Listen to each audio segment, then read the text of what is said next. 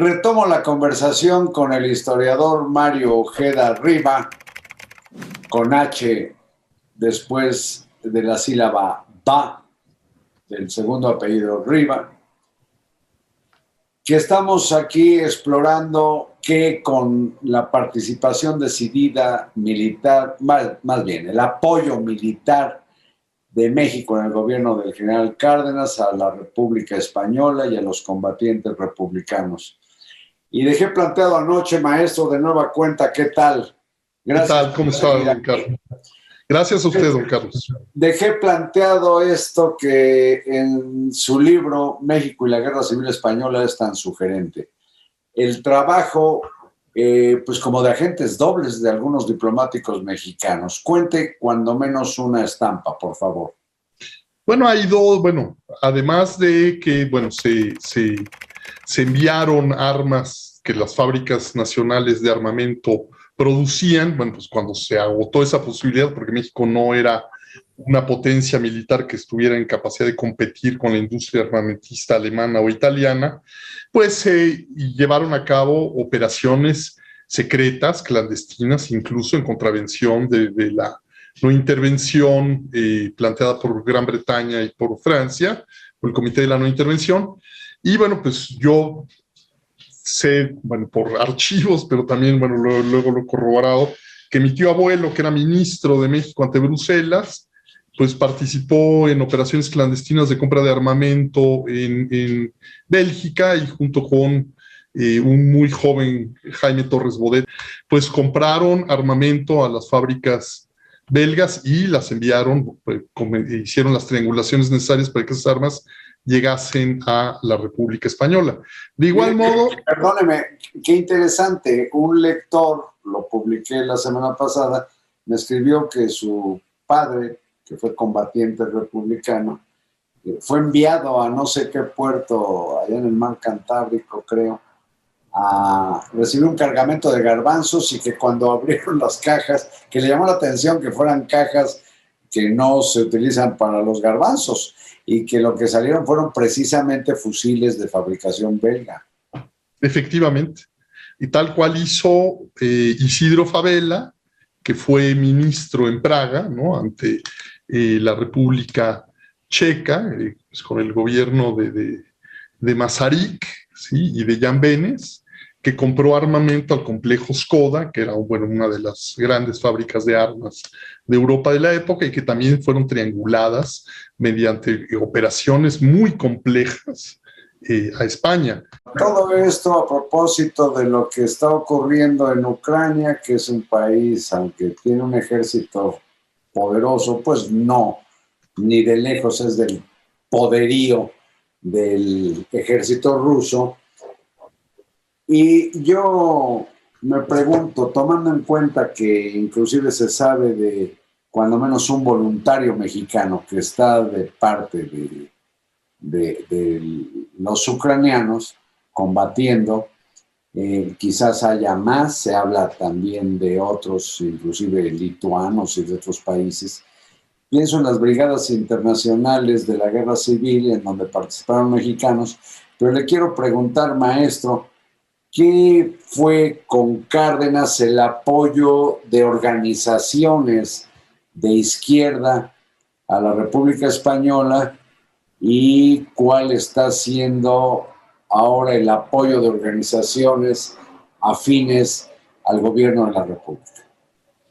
Bueno, me llama mucho la atención que la 4T olvide el hecho de que la 3T, el México cardenista, pues las grandes organizaciones de masas que conformaron el cardenismo, como fue el Partido Nacional Revolucionario y su sucesor, el Partido de la Revolución Mexicana, o la entonces recién creada Confederación de Trabajadores de México, creada ni más ni menos que por Vicente Lombardo Toledano, gran líder sindical y gran líder de la izquierda mexicana, pues se solidarizaron desde el primer minuto con la República Española y organizaron colectas y recaudaciones para enviar alimentos, medicinas, ayuda material, ayuda económica. Sabemos que incluso hay información de que se enviaron lingotes de oro a España también incluso. y que, bueno, que las grandes organizaciones de masa, pero también, bueno, la Secretaría de Defensa Nacional también se involucró fuertemente, ¿no? El general Ávila Camacho y otros generales. Hablé yo de Roberto Fierro Villalobos, ¿no? De la Fuerza Aérea Mexicana. Sabemos, hay episodios que nos cuenta Roberto Vega, de cadetes del Colegio Militar que desertan para enrolarse en las filas del ejército republicano. Y en vez de ser juzgados como traidores a la patria, son reconocidos por la propia Secretaría de Guerra de la época, pues como voluntarios que participan en ella. Bueno, tenemos el caso de Néstor Sánchez, David Alfaro Siqueiros, uno de los grandes símbolos de la izquierda mexicana, el gran muralista que combatió en las filas del ejército republicano en los frentes de La Mancha, en Albacete, por ejemplo, de donde precisamente proviene... Ahí se ganó el mote de coronelazo, ¿no? El coronelazo, efectivamente, ¿no? Como coronel del ejército republicano español, y así... pues una plétora, se calcula que entre 800 y 1000 mexicanos fueron a pelear como voluntarios en las filas del ejército republicano. ¿Y qué es lo que, tomando en cuenta eso, ve de la actuación ahora de organizaciones y personajes de lo que le llaman izquierda? Bueno, me sorprende porque, bueno, pues no se están invocando nuestra historia. Yo creo que nuestra historia operaría en todo lo contrario, es decir, nuestra historia, pues fuimos un país pequeño agredido por grandes potencias, ¿sí? Lo cual determinó nuestra postura internacional desde el principio. Ya he hablado de las 2 intervenciones francesas, de la pérdida de la mitad de nuestro territorio nacional por una guerra inicua llevada a cabo por una potencia, del desembarco de los Marines en el puerto de Veracruz, etcétera, etcétera, ¿no? Y esto, bueno, marcó nuestra política exterior, y lo veo en la política del general Cárdenas, que incluyó no solo la ayuda a la República Española, sino la condena del desmembramiento de Checoslovaquia por la Alemania nazi, la condena de la anexión de Austria por la Alemania nazi en el Anschluss, y también, hay que decirlo, en 1939 el general Cárdenas condenó la invasión soviética de Finlandia ante la Sociedad de las Naciones.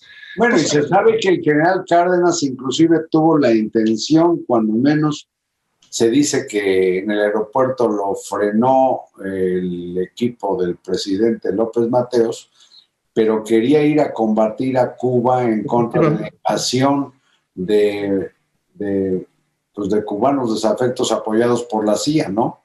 Efectivamente. Bueno, y pues sin mencionar la ayuda indirecta que la Revolución Cubana obtuvo de México, ¿no? Fernando Gutiérrez Barrios, etcétera, ¿no? La partida del Granma desde Tuxpan. Es decir, en momentos de definición no puede haber medias tintas, diría usted. Bueno, lo digo yo, pero usted comparte lo que estoy diciendo. Bueno, yo creo que en este caso, pues es claro que el gobierno mexicano tendría que tener una postura de apoyo inequívoco a Ucrania como un país independiente que ha sido agredido por una gran potencia militar e incluso nuclear, ¿eh? No olvidemos eso, que bueno, pues está dándole una paliza, porque vamos, es una pelea entre un Goliat contra un David desprovisto. Recordemos que Ucrania renunció unilateralmente a su armamento nuclear en 1994, entonces, vamos, yo creo que nuestra tradición dicta que tenemos que estar con el débil y con el agredido, y en este caso es evidente quién es el agresor y quién es el agredido. Y ahora, dígame si estoy bien o mal, paradójicamente, los gobiernos de países que en los años 30 proclamaron la neutralidad y la no intervención, entre otros Inglaterra y Francia, pues ahora, junto con Alemania, están apoyando con equipos bélicos al ejército de Ucrania, y pues México como que sigue proclamando esto de la no intervención y el respeto al derecho ajeno a la paz, pero como que sí brinca lo que es la figura del general Cárdenas como uno de los próceres reverenciados en la 4T, y en ese ejemplo, cuando menos parece no haber seguimiento. Sí, bueno, como le digo, creo que la 4T tendría que ver hacia lo que hizo la 3T en su momento y, bueno, tomar ejemplo, ¿no? Bueno, pues se proclaman muy conocedores de la historia y muy defensores de nuestra historia y en este caso creo que no lo están siendo o están siendo, pues, mal informados, ¿no? O están haciendo malas lecturas de la historia de nuestro país. En los apoyos militares o de equipo militar que ofreció entonces el general Cárdenas, ¿qué tipo de armamento es como para resaltar? Díganos que, por ejemplo, con aviones de combate, porque en su libro usted plantea cantidades de las que no se sabe con precisión cuántos aviones de combate envió México a los republicanos españoles. Claro, estos aviones eran aviones que eran habilitados o hechizos, ¿no? O convertidos en aviones, eran aviones que eran civiles que fueron convertidos. Pero ¿como cuántos fueron? Mire, es difícil de estimar, yo creo que unas 2 decenas. No, Sí, no. claro. Porque Sí. hay quienes afirman que fueron más de 50 aparatos, pero bien a bien, pues quizás cuando menos unos 24, 25. Así es. No me arriesgaría a dar una cifra precisa porque los Y las archivos... fábricas de municiones del ejército mexicano surtiendo todo lo que pudieron. Todo lo que pudieron, pero bueno, también otra vez insisto en ello, ¿no? Es decir, la industria armamentista nacional pues no podía competir ni de lejos con la Alemania nazi, ni con la Italia mussoliniana, ni con la Unión Soviética de Stalin. Es testimonial, si usted lo quiere, pero bueno, era como dando un ejemplo diciendo, estamos del lado de la justicia, ¿no? No era obviamente, no iba a alterar el equilibrio de fuerzas, ¿no?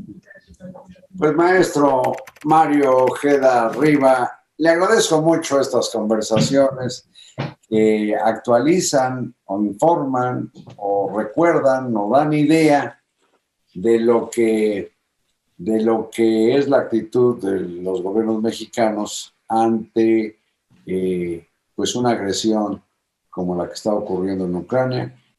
Le agradezco mucho. Muchas gracias, don Carlos. Buenas noches. Gracias a usted. Y a ustedes, buenas noches.